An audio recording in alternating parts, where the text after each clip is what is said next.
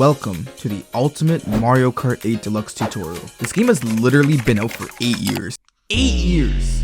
And realistically, it really doesn't look like we're getting another game anytime soon. They said that Mario Kart 9 was in active development, but you know what else is in active development? Freaking GTA 6, and that shit's not gonna drop till like what, 2025? With how long this game has been out for, a lot of people have learned how to play this game. But oftentimes when I play on stream, I've noticed there's still so many people who are still just getting into the game now. So for those of you guys who are new to the game and don't want to get absolutely dookied on, listen up and enjoy this damn video. So for this video, we're gonna talk about 5 key things in this game: characters, carts, maps, item usage, and most importantly, having fun. My absolute #1 rule when it comes to characters is that they should be unique. Choose someone in which you like, not that everyone else likes. Whether it's the way they look, the tricks they do, or the things they say, just whatever you do, don't choose Waluigi, just trust me. If you guys didn't know, each character actually has their own stats which drastically affect gameplay. So the heavier characters like Bowser, Donkey Kong, and Wario will be able to achieve a higher speed and knock other smaller characters out of the way. The smaller characters will have better acceleration, handling, traction, grip, as well as mini turbos.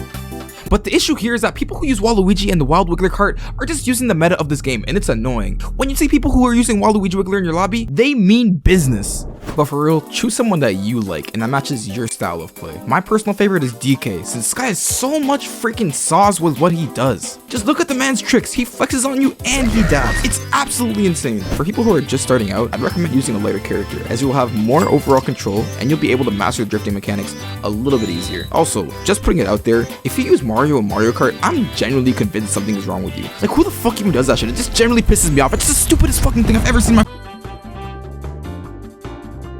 Carts are kind of in the same boat as characters, as these really affect your gameplay. The cart, wheels, as well as the gliders all have different stats. To see the stats for yourself, hit the plus button on your controller. When it comes to the carts, there are ones in which drift inwards and ones that drift outwards. If you're just starting off though, I highly recommend starting with an outside drift cart, as you'll generally have more control with your drifting and get comfortable with the game a little bit faster. Some of the main carts I'd recommend as you unlock them would be Mr. Scooty as well as the Biddy Buggy, as they specialize in handling the vehicle and will help you get a feel for the game's mechanics. But seriously, check out the carts I recommended, because if you choose the wrong cart once you start off, you might not have the best experience. For the tires, I recommend using either kind of roller tires, as they're the best statistically. And for your glider, it honestly really doesn't matter, you'll barely notice the difference. But if you have the gold one by collecting over 10,000 coins, you gotta flex it.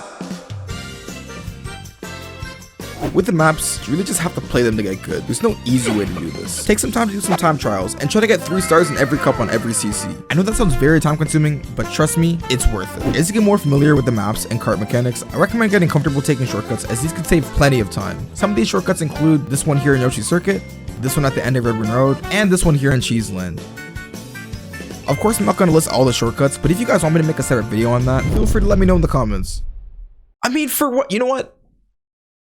He actually has a point. He got a point. Most of these so-called shortcuts are supposed to be used only if the player has a mushroom. However, there are ways in which to pull them off without mushrooms. For example, on the map Royal Raceway, you could cut through this area by immediately exiting a mini turbo and jumping over the grass, barely losing any speed to save a little bit of time. Or this one here in Mario Kart Stadium, which you hold your drift and hop directly through the pipes, essentially avoiding the wider turn. There's many visible shortcuts, but there's also many other things which can be taken advantage of that may not seem so obvious. For example, you would never think to hop over this grass over here in Yoshi Circuit, or just go off this random edge on Rainbow Road. My recommendation is to go to time trials and watch the ghosts of some of the best times in the game, and take note of what they're doing to save time on each course. Just make sure you're cutting each corner as tight as you can with your drifts, and making sure to use those mini turbos to your advantage. And to be honest, since we're also on the topic of maps in this game, if you willingly choose to play Baby Park or Toad's Turnpike in this game, I hope both sides of your pillow are warm eternally when you go to sleep.